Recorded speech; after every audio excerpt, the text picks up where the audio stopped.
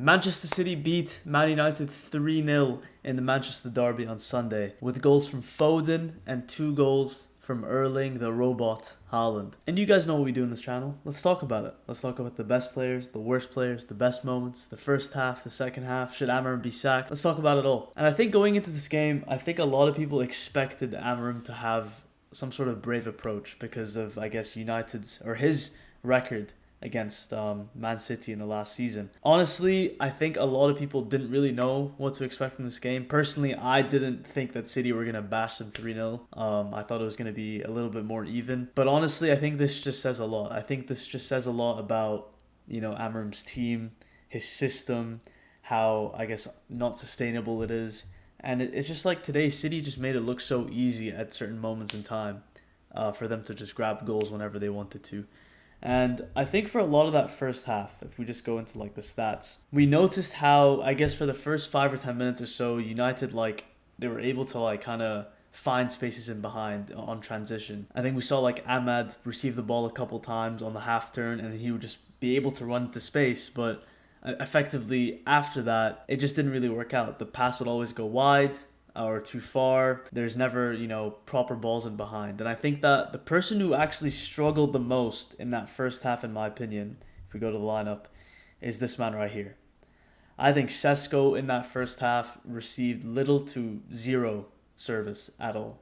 And I think that's primarily down to the fact that the wingbacks over here, Dorgu and Mazraoui, couldn't really find or gel some sort of connection with these two. Because effectively, whenever these two got the ball, they tried to cross in the box or they tried to create something. But this guy would just always be, either tangled in between these two. He'd make good runs in behind, but he was just never found.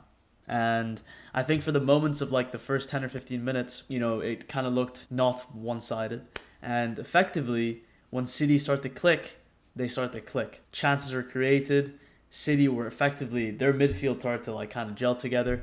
They made it pretty much unplayable for United. I think United really struggled for the latter half of that first half. Effectively, Doku, who walks away today with 2 assists to be fair, he was probably their most dangerous player in terms of chance creation that first half. Obviously, I know it's Foden who scored the goal. Great header. In the half spaces, you saw for that first goal, he'd kind of receive the ball and just delete Luke Shaw in one body feint. And boom, he's already in behind. And we saw it a couple times here on that left side too. And yeah, when City start to get clicking, they do. And especially for such a weak side like United, I feel like today, something I liked about United is that they didn't sit back. They didn't sit back and absorb pressure and counter. They actually tried to play with some sort of confidence, bravery, playing out from the back, kind of taking chances and risks. But the issue with that is that you need to have some sort of security when doing that. And I feel like for literally all 3 goals, except maybe the first one, the second and third one, they'd lose the ball in their own half in a very dangerous area. And when you have the likes of Doku, Foden, Reinders, Silva,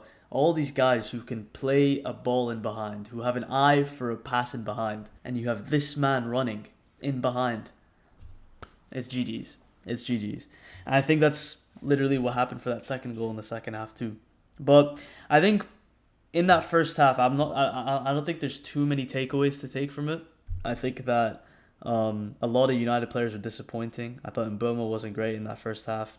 Mazraoui was not good in that first half as well. Ahmad was found in a couple decent good spaces, but again, he couldn't really make it click. And effectively, that just sums up United's season or how they've been under Amorim. They often look half decent for about 5 or 10 minutes or so, but as soon as a tweak gets made for another team, like City for example today, they just get absolutely killed. And that's what happened in that second half. If we go to the second half stats now, you'll notice that United actually have a lot more shots than they did in the first. Obviously 1 to 11. But I think that's just because they just got desperate towards the end. I think that, obviously they just kind of had to throw everything at the wheel. But even going into that second half, I think it's come to that stage where I can sort of predict what Amorim's going to do. What kind of tactic he's going to put out there for that second half. You'd expect some sort of tweaks in the midfield. Bruno and Ugarte, to this day, has never worked out. I don't know why he leaves this man on the bench. I don't know why. Casemiro was left on the bench today too, even though he's probably looked one of the better midfielders of the lot. I don't know why. I don't know why Amorim is so stubborn with his setup, with his type of players, because all it's doing is simply hurting United when trying to grow, when trying to get results as a team. He is so stuck up with this formation, really tight-knit with this formation, really stubborn with it, to the point where as soon as a team or their opponent makes a tweak, they're done. And we saw it in the Fulham game.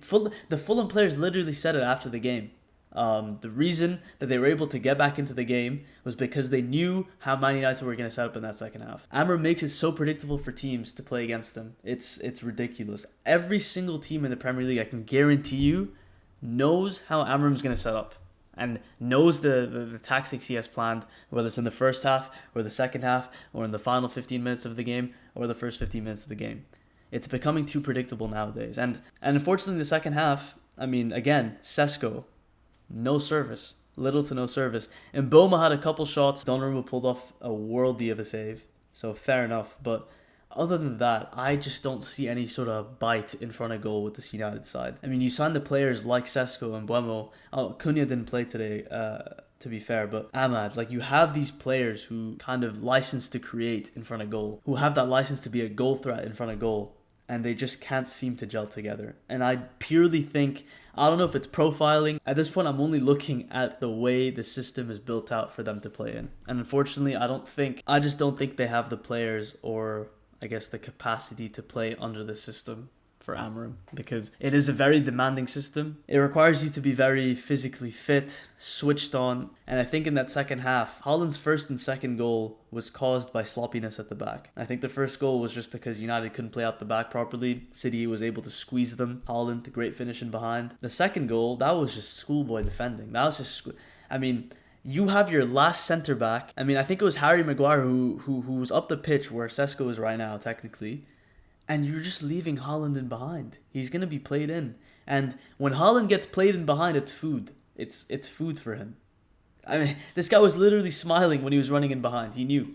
He knew as soon as that ball was played, he was going to score. Honestly, I don't know what to say about Amorim anymore. I mean, it's not like I feel for United fans or anything, but genuinely, I don't know what Amorim can do at this point. And I don't think it's fully Amorim's fault. I think it's some sort of DNA within United at this point. And it's like a recurring cycle. It's a curse. I just don't know if they have the players, the profiles, the competitive aspect to them anymore. I think when we saw a little glimpse of it, a little glimpse of hope against Arsenal in that first game of the season. But since then, it's been stale, it's been stagnant, and it's on the decline right now. I think Grimsby was a real tipping point for their confidence as a team. And yeah, I just don't know. I don't know where this is going to go now.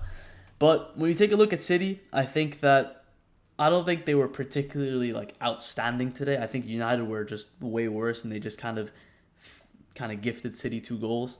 The Foden goal was great. It was a great header. I think Doku did really well to skip past Shaw. I think Foden today played really well. I think he had a good game today, considering he hasn't been in form for a year now. But then again, Foden just loves scoring against United. I thought Rodri wasn't great today, to be honest. I thought in that first half, he kind of gave a lot of balls away, lost the ball a couple times, which United couldn't capitalize on, unfortunately. I thought Bernardo wasn't great today as well. Randers was okay. Haaland was great today. Doku was great today. O'Reilly and Kusanov, they really kind of took care of Mazraoui and Dorgu and their kind of threat on the wings. And Donnarumma was great today. He pulled off a couple of really good saves. And yeah, I don't think he was tested enough, to be fair, but he did what he had to do. I think City's next game is a real test for them against Arsenal at the Emirates. And I think United's next game against Chelsea is going to be a really good one too. But yeah, let me know what you guys think in the comments below. Thought I'd make this short and quick. Couple decent games this weekend. Bournemouth beating Brighton. Iraola, top manager. Arsenal beating Forest quite comfortably. It's nice to see Eze and Gyökeres with their new chemistry. A couple 0-0s here and there. I thought the Fulham Leeds goal was really funny, considering it was the last minute, the own goal. Brentford-Chelsea is probably the best game of the weekend, in my opinion. I thought that was a really good game. Burnley-Liverpool was just, I didn't watch too much of the game, but I heard that Liverpool did get quite lucky with that result. But yeah, leave a like, guys. Subscribe if you haven't already. Comment down below what your thoughts are, as I said. Road to 100 subscribers. Been appreciating the support, and I'll see you guys in the next one. Peace.